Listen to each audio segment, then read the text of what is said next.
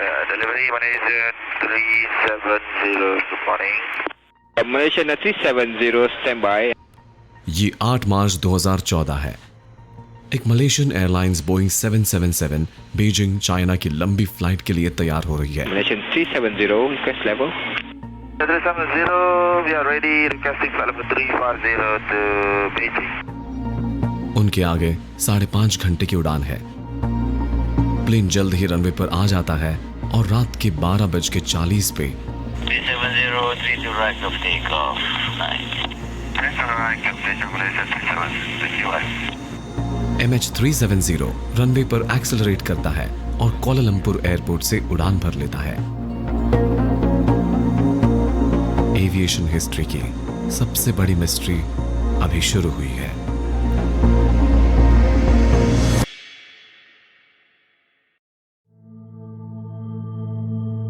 Malaysian 370, climb flight level 350. जैसे ही plane 35,000 feet की ऊंचाई पर पहुंचता है, उन्हें अपने पहले वे पॉइंट इगरी तक जाने की क्लियरेंस मिलती है, जो यहां पर है। Plane Malaysian coastline cross कर लेता है और अब वो साउथ चाइना सी के ऊपर है। अब तक सब कुछ रूटीन है और लगभग रात के 1:15 बजे टेक ऑफ के 45 मिनट बाद प्लेन इगरी के पास पहुंचता है। पायलट्स को वियतनाम एटीसी से कांटेक्ट करने के लिए कहा जाता है। Malaysian 370, contact Ho Chi Minh 120.9. Good night. Good night, Malaysian 370. Pilots को हैंड ऑफ के 1 मिनट के अंदर वियतनामीज एटीसी में चेक इन करना चाहिए था। प्लेन इगरी क्रॉस करता है और अपने अगले वे पॉइंट बिटौर की तरफ दाएं और मुड़ता है, लेकिन ये प्लेन कभी वियतनाम से कांटेक्ट नहीं करता और इस टर्न के 2 मिनट बाद MH370 रेडार से गायब हो जाता है। एक मॉडर्न कमर्शियल एयरलाइनर जिसमें 239 लोग हैं, गायब हो गया है। हर एयरप्लेन में एक डिवाइस होता है जिसे ट्रांसपॉन्डर कहते हैं। यह डिवाइस प्लेन की आईडी, लोकेशन और स्पीड जैसे इंफॉर्मेशन एटीसी को ट्रांसमिट करता है। एटीसी इस इंफॉर्मेशन को यूज करके प्लेन को ट्रैक करता है। इस तरह के ट्रैकिंग को सेकेंडरी रेडार कहते हैं। अगर प्लेन एटीसी के स्क्रीन से गायब हो जाए तो इसका मतलब सिर्फ एक ही हो सकता है, ट्रांसपॉन्डर ने काम करना बंद कर दिया है। मलेशियन एटीसी प्लेन को मॉनिटर नहीं कर रहा था क्योंकि उन्होंने प्लेन को वियतनाम को हैंड ऑफ कर दिया था। Good night, Malaysian 370. Vietnam ATC plane को मॉनिटर नहीं कर रहा था क्योंकि प्लेन ने अभी तक उनसे चेक इन नहीं किया था। प्लेन अब नो मैन्स लैंड में है।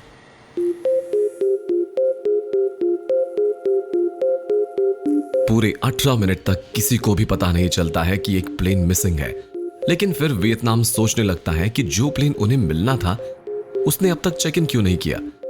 तो वो मलेशिया को कॉल करते हैं और पूछते हैं कि प्लेन का क्या हुआ। तब मलेशिया को पता चलता है कि एक प्लेन गायब हो गया है। एक मल्टीनेशनल सर्च ऑपरेशन लॉन्च किया जाता है, प्लेन की last known position South China Sea के आसपास कंसंट्रेट करके। वक्त बहुत इंपॉर्टेंट है। सर्च क्रू को जल्दी से जल्दी प्लेन को ढूंढना होगा ताकि उनके पास पैसेंजर्स को बचाने का कोई मौका हो। दुख की बात है, कुछ नहीं मिलता, ना कोई डेब्री, ना ऑयल स्लिक, ना सर्वाइवर्स, कुछ भी नहीं। लेकिन फिर एक धमाकेदार खुलासा होता है। जब प्लेन रेडार से गायब था तब मलेशियन मिलिट्री ने MH370 को डिटेक्ट किया और ट्रैक किया। जब प्लेन वापस मुड़कर मलेशिया क्रॉस करता हुआ नॉर्थ वेस्ट में स्ट्रेट्स ऑफ मलाका के ऊपर से जा रहा था, तब यहां सुमात्रा के नॉर्थ में वो रेडार से बाहर हो जाता है। ये एक शॉक देने वाली डिस्कवरी थी। रेडार से गायब होने के बाद ये प्लेन क्रैश नहीं हुआ था, लेकिन मलेशियन मिलिट्री ने ये इंफॉर्मेशन पूरे 5 दिन तक पब्लिकली शेयर नहीं की।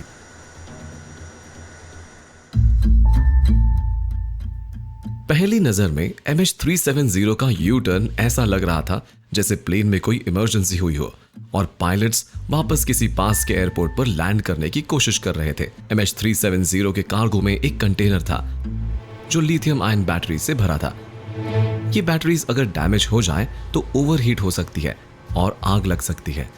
ये आग ट्रांसपॉन्डर को भी फेल कर सकती थी। लेकिन इस थियरी में दिक्कत ये थी कि प्लेन ने लैंड करने की कोई कोशिश ही नहीं की और वो तब तक उड़ता रहा जब तक वो मिलिट्री रेडार के रेंज से बाहर नहीं चला गया। हालांकि आसपास के दूसरे देशों के मिलिट्री इंस्टॉलेशंस थे, उन्होंने सर्च पार्टी को डेटा देने में ज्यादा मदद नहीं की। इंडिया ने कहा कि उनके निकोबार आइलैंड्स पर मिलिट्री रेडार पीस टाइम में बंद रहता है। इंडोनेशिया ने कहा कि उनका मिलिट्री रेडार बंद था क्योंकि उनके पास जनरेटर्स के लिए फ्यूल नहीं था और इसलिए सर्च को रीडायरेक्ट करके Indian Ocean, straits of Malacca और बे ऑफ बंगाल में कॉन्सेंट्रेट किया गया। 2005 में टेक ऑफ के कुछ देर बाद ही एटीसी ने हीलियोस फ्लाइट 522 से कांटेक्ट खो दिया था। 2 घंटे तक बिना किसी कम्युनिकेशन की उड़ान भरने के बाद ये प्लेन ग्रीस की ग्रामेटिको के पास क्रैश हो गया, जो ग्रीस की हिस्ट्री का सबसे खतरनाक हादसा था। इन्वेस्टिगेशन में पता चला कि प्लेन की प्रेशराइजेशन सेटिंग मैनुअल पर थी और प्लेन धीरे धीरे डीप्रेशराइज हो रहा और सभी लोग हाइपोक्सिया के कारण मर गए। क्या MH370 के साथ भी यही हुआ? अगर पायलट्स इनकैपेसिटेटेड हो गए होते तो ऑटो पायलट प्लेन को प्लान रूट पर ही उड़ाता, पहले बिटौर जाता और फिर बीजिंग।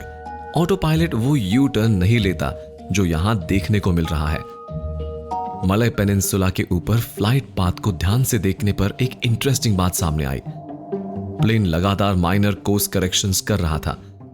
ऑटो पायलट बस एक फिक्स्ड हेडिंग सेट करता है और सीधे उड़ता है, जो यहां देखने को नहीं मिल रहा। और इसके अलावा इन्वेस्टिगेटर्स को 2 और क्लूज मिले। पहला, जब उन्होंने उस समय के एयर ट्रैफिक को MH370 के पाथ के साथ ओवरले किया तो उन्होंने देखा कि आसपास 2 और प्लेन्स थे। एक एमिरेट्स 343 जो कोलालंपुर से दुबई जा रहा था और एक और प्लेन जो चेन्नई से ऑपोजिट डायरेक्शन में आता हुआ। MH370 ने इन प्लेन से बचने के लिए 15 नॉटिकल माइल्स दाएं मूव करके साइड स्टेप किया। दूसरा क्लू तब मिला जब इन्वेस्टिगेटर्स ने सिमुलेटर में ऑटो पायलट ऑन करके ये टर्न रेप्लिकेट करने की कोशिश की, बट वो ये टर्न नहीं कर पाए। नॉर्मली जब ऑटो पायलट टर्न करता है तो वो 25 डिग्रीज का बैंक एंगल यूज करता है, लेकिन इस केस में टर्न 25 डिग्री से स्टार्ट हुआ और फिर शार्पली 38 डिग्रीज तक गया कंप्लीट करने के लिए। यह टिपिकल ऑटो पायलट बिहेवियर नहीं है। एगरी के बिल्कुल उत्तर में थाई एयर डिफेंस जोन है। अगर कोई अनऑथराइज्ड प्लेन इस क्षेत्र में प्रवेश करता है तो थाई सेना तुरंत रिस्पांस देगी। 25 डिग्री का टर्न प्लेन को थाई जोन में ले जाएगा, लेकिन 38 डिग्री का टर्न उसे इस जोन से बाहर रखने में मदद करेगा। यह टर्न जानबूझकर की गई थी। इन सब संकेतों से साफ पता चलता है कि जब प्लेन रेडार से गायब हुआ तब भी कोई उसका नियंत्रण संभाल रहा था। और ये बात इन्वेस्टिगेटर्स को एक और इंटरेस्टिंग पॉसिबिलिटी की तरफ ले गई। क्या ये एक हाईजैकिंग हो सकती है? जानबूझकर की गई चालें, तेज मोड़, रेडार से गायब होना, दूसरे प्लेन्स को सफल रूप से अवॉइड करना, ये सब कुछ उसी ओर इशारा कर रहा था। इकरी के पास का ये क्षेत्र जहां से प्लेन गायब हुआ एक अलग ही पहलू रखता है। मैंने पहले कहा था कि ये वे पॉइंट मलेशियन नियंत्रण में है, लेकिन ये पूरी तरह से सही नहीं है। चलो देखते हैं कि इस क्षेत्र में जोन्स कैसे विभाजित है। यहां इकरी है, यहां मलेशियन जोन की सीमा है और ये वियतनाम की सीमा है और ये हिस्सा सिंगापुर का है। तीनों एटीसी से एक के बाद एक संपर्क करने से बचने के लिए सिंगापुर ने हाल ही में अपना ये क्षेत्र मलेशिया को सौंप दिया था। सिंगापुर का अधिकार होने के बावजूद इस एरिया को मलेशिया द्वारा नियंत्रित किया जा रहा था, लेकिन क्योंकि ये डेलीगेशन नया था, मलेशियन एटीसी आदत के तौर पर प्लेन्स को यहाँ छोड़ देते थे और वियतनाम उन्हें अपने जोन में स्वागत करता था। इगरी वास्तव में एक नो मैन्स लैंड था और कोई भी यहाँ प्लेन्स का ध्यान नहीं रख रहा था। अगर आपको एक प्लेन हाईजैक करना हो तो ये सही जगह थी। प्लेन को गायब हुए अब 5 दिन से ज्यादा हो गए हैं और किसी भी सर्वाइवर को ढूंढने की उम्मीद तेजी से धुंधला रही है। तलाश का क्षेत्र इतना विशाल है कि इसे हेस्टैक में नीडल ढूंढना कहना भी गलत होगा। ये उससे काफी ज्यादा कठिन है। प्लेन के ब्लैक बॉक्सेस में लोकेटर बीकन्स लगे होते हैं, लेकिन ये बीकन्स सिर्फ 30 दिन तक चल पाते हैं। हर गुजरते दिन के साथ उन्हें ढूंढ पाने की संभावना कम होती जा रही थी।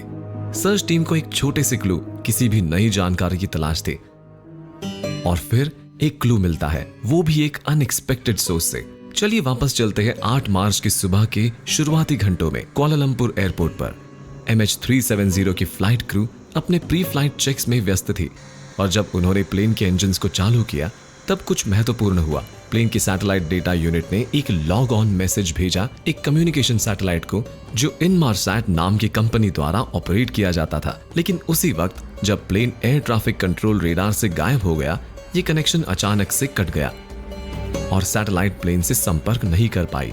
फिर सुबह 2:25 AM पर जो प्लेन के गायब होने के लगभग 1 घंटे बाद था और जब प्लेन लगभग इस स्थान पर था तब कुछ अजीब हुआ। प्लेन ने सैटेलाइट को एक और लॉग ऑन मैसेज भेजा। ऐसा लग रहा था जैसे सैटेलाइट डेटा यूनिट ने रिबूट किया हो और नेटवर्क से दोबारा कनेक्ट होने की कोशिश की हो। इनमारसैट के इंजीनियर्स ने जब अपने डेटा को गहराई से देखा तो उन्होंने प्लेन से आने वाले अर्ली हार्टबीट सिग्नल्स पाए लगातार 6 घंटों तक। सिग्नल को सैटेलाइट तक पहुंचाने में जितना समय लग रहा था उससे इंजीनियर्स ये अंदाजा लगा पाए कि सैटेलाइट से कितनी दूरी पर प्लेन था। प्लेन ने सैटेलाइट को कुल 7 बार सिग्नल भेजा और इससे वो 7 सर्कल्स बना पाए।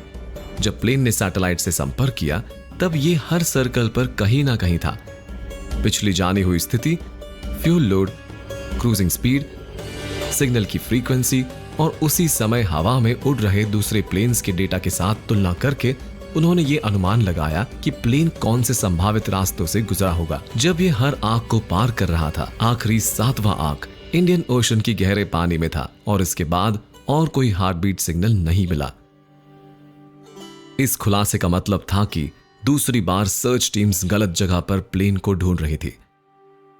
मलेशियन गवर्नमेंट ने अब तलाश को सदर्न इंडियन ओशन में शिफ्ट कर दिया।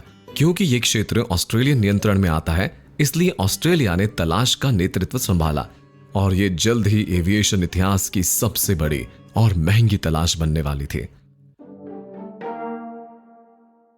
ये टीम यहां तलाश शुरू करती है एक समुद्री क्षेत्र में जो 7th आर्क के साथ 700 मील तक फैला है। प्लेन इस आर्क के दोनों तरफ 140 मील तक कहीं भी हो सकता है। ये इस बात पर निर्भर करता है कि प्लेन सीधा समुद्र में गिर गया या धीरे धीरे ग्लाइड करके पानी में उतरा। 7th आर्क एक ऐसी दूरा स्थान पर है जहां अक्सर ना तो शिप्स आते हैं और ना ही कोई एयर ट्रैफिक होता है। ऑस्ट्रेलियन सर्च वेसल्स को वहां पहुंचने में पूरे 2 दिन लग गए। MH370 के गायब होने के बाद से अब तक वहां 2 जबरदस्त तूफान आ चुके थे जो डेब्री को ढूंढने का काम और भी मुश्किल बना रहे थे। सरफेस डेब्री किसी भी लापता एयरक्राफ्ट को ढूंढने का पहला काम होता है, लेकिन ये किसी नतीजे की गारंटी नहीं है। MH370 से पहले एविएशन इतिहास की सबसे बड़ी और महंगी समुद्री तलाश अटलांटिक ओशन में हुई थी, जो यहां से 8000 मील दूर थी। एयर फ्रांस फ्लाइट 447 के रेक को ढूंढने के लिए एयर फ्रांस 447 पेरिस के लिए रियो डी जनेरो ब्राजील से उड़ान भर रहा था। रास्ते में जब ये अटलांटिक ओशन के ऊपर था तो इसने भयंकर थंडरस्टॉर्म्स का सामना किया। फ्लाइट के लगभग 4 घंटे बाद प्लेन की ऑनबोर्ड कंप्यूटर्स ने इमरजेंसी वार्निंग्स का एक बर्स्ट भेजा और फिर प्लेन ने सिग्नल देना बंद कर दिया। एक तलाश शुरू हुई। इस टीम के पास फ्लाइट पाथ था, फाइनल लोकेशन भी एक्यूरेट थी और 5 दिन के अंदर उन्होंने सरफेस डेब्री भी ढूंढ लिया था। और फिर भी इतनी सब बातों के बावजूद प्लेन को ढूंढने में 2 साल, 4 एक्सपेडिशंस और $40 मिलियन लग गए। समुद्र में किसी प्लेन को ढूंढना कितना मुश्किल है ये इससे पता चलता है। MH370 का कोई भी नोन पाथ नहीं था, ना ही कोई फाइनल लोकेशन और ना ही कोई डेब्री। इससे ढूंढना कितना कठिन होने वाला है इसका अंदाज लगाया जा सकता था। सदर्न इंडियन ओशन में इन्वेस्टिगेटर्स सरफेस डेब्री के लिए 2 हफ्तों तक तलाश करते रहे। सैटेलाइट की मदद से भी उनके कुछ हाथ नहीं लगा और जल्द ही 1 महीना बीता और ब्लैक बॉक्सेस के लोकेटर बीकन्स भी अब तक खामोश हो गए होंगे। लेकिन फिर एक नई उम्मीद जगती है। ऑस्ट्रेलिया एक नेटवर्क चलाता है अंडर वाटर माइक्रोफोन्स का, जिन्हें हाइड्रोफोन्स कहा जाता है, जो अर्थक्वेक्स और वाइल्ड लाइफ को डिटेक्ट करने के लिए बनाए गए हैं। और इस नेटवर्क ने एक अजीब सी साउंड रिकॉर्ड की है लगभग उसी वक्त जब MH370 के ओशियन में क्रैश का अनुमान है। लेकिन प्रॉब्लम ये है कि इन माइक्रोफोन से ये पता नहीं लगाया जा सकता कि ये आवाज किस डायरेक्शन से आई है। लेकिन खुशकिस्मती से कुछ और लोगों के भी ओशियन में माइक्रोफोन्स लगे हैं। Comprehensive test ban treaty organisation CTBTO ocean में इलीगल न्यूक्लियर टेस्ट को सुनने के लिए अपने माइक्रोफोन्स का इस्तेमाल करती है। पर्थ, वेस्टर्न ऑस्ट्रेलिया के पास CTBTO का एक हाइड्रोफोन नेटवर्क लगा है जो 2 किलोमीटर की दूरी पर इंस्टॉल्ड है। ये नेटवर्क किसी भी आवाज की दिशा को आधे घंटे के अंतर तक पिन पॉइंट कर सकता है। आवाज की सोर्स तक की दूरी भी आसानी से निकाल सकता है। और ये बहुत ही हैरानी की बात है कि इस नेटवर्क ने भी वही आवाज सुनी जो अर्थक्वेक माइक्रोफोन से सुनी थी। लेकिन जब साइंटिस्ट ने इस डेटा को एनालाइज किया तो पता चला कि आवाज का सोर्स उस जगह से काफी नॉर्थ वेस्ट में था जहां इनमारसैट सैटेलाइट के डेटा के हिसाब से प्लेन होना चाहिए था। इस वजह से इसे आगे इन्वेस्टिगेट करना जरूरी नहीं समझा गया। शायद उस आवाज का सोर्स एक अंडर वाटर ट्रेमर ही था। 2 साल बाद 2016 में प्लेन के कुछ हिस्सों का मलबा रियूनियन आइलैंड और अफ्रीका के पूर्वी किनारों पर आता है।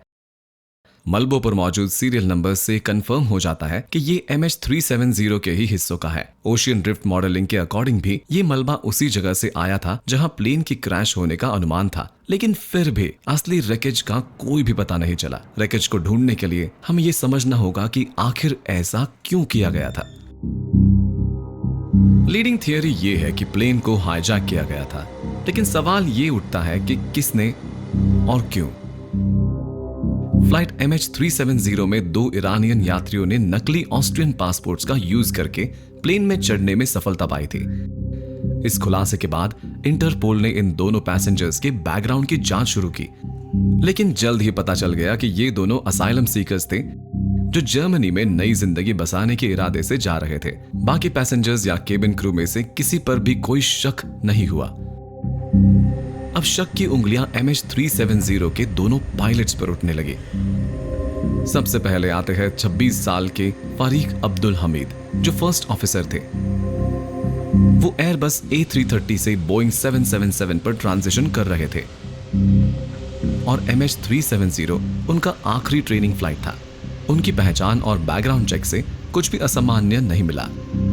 फरीक बस एक जवान पायलट थे जो एविएशन में अपना करियर बनाना चाहते थे, लेकिन कैप्टन जहारी के बारे में ये बात नहीं कही जा सकती। कैप्टन जहारी अहमद शाह जो पायलट इन कमांड थे 52 साल के थे और उनके पास 22 सालों से ज्यादा का फ्लाइंग एक्सपीरियंस था।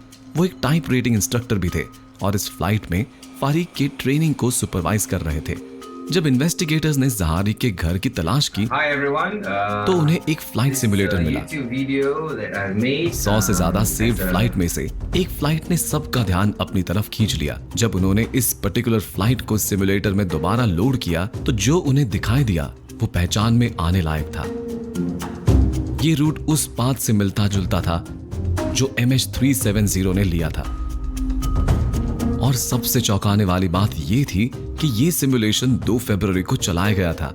सिमुलेटेड फ्लाइट कोलालंपुर और जद्दा के बीच थी और उसमें 68,500 किलो फ्यूल लोड किया गया था।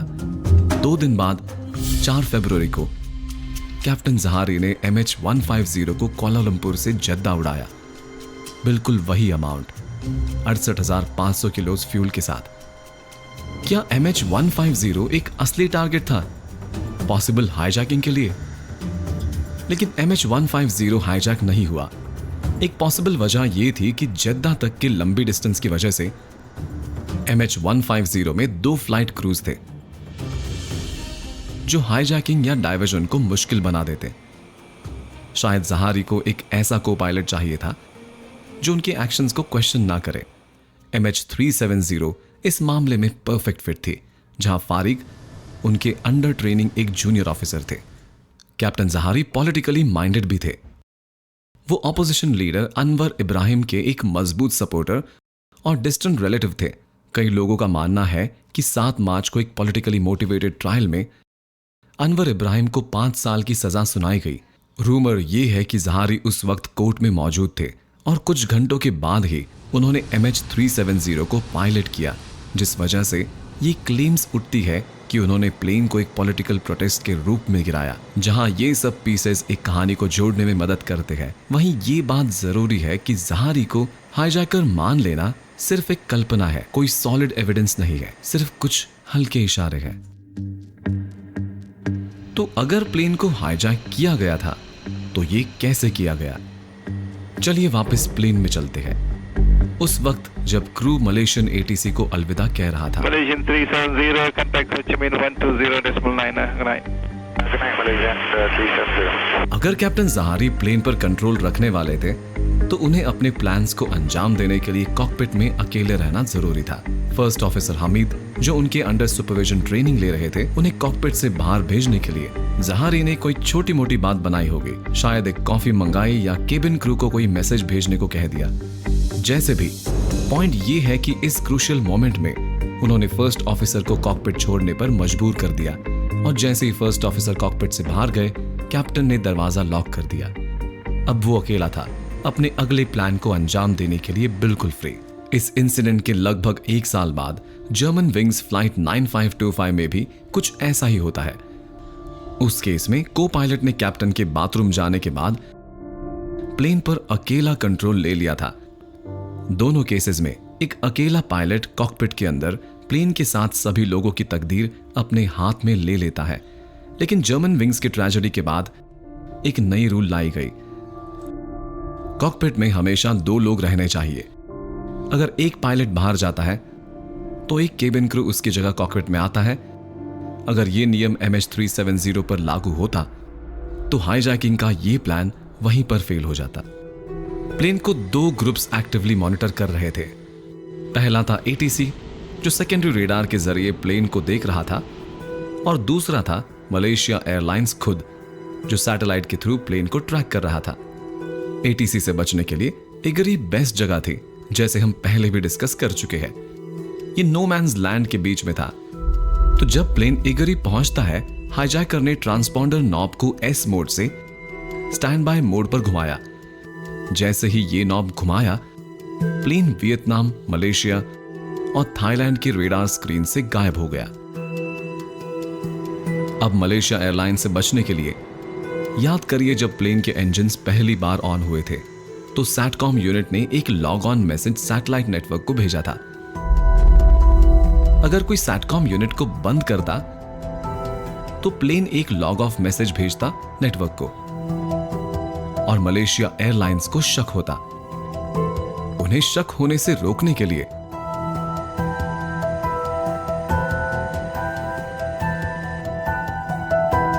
उसने प्लेन के 2 main power generators, 2 backup generators और APU सब बंद कर दिए। इस पावर लॉस के साथ सैटकॉम यूनिट बिना किसी मैसेज के तुरंत बंद हो गया।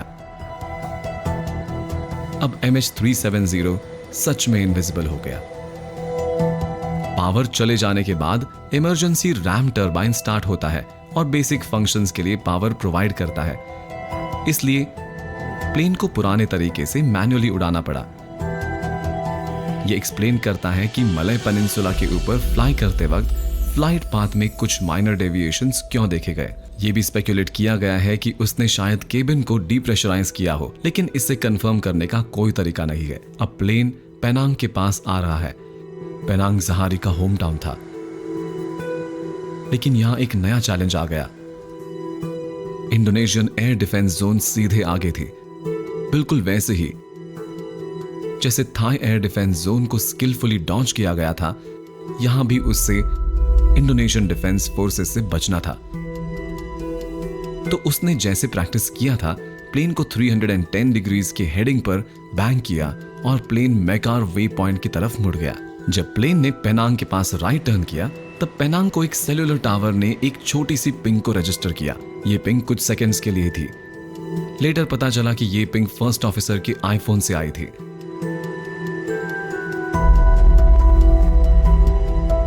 पेनांग के पास से राइट टर्न लेकर प्लेन में मैकार की तरफ एक फ्लाइट कॉरिडोर फॉलो किया, जो N571 के नाम से जाना जाता है। ये एक स्ट्रेटेजिक मूव थी, क्योंकि एक एस्टैब्लिश्ड फ्लाइट पाथ को फॉलो करते हुए प्लेन मिलिट्री रेडार पर किसी रेड फ्लैग को रेज नहीं करेगा।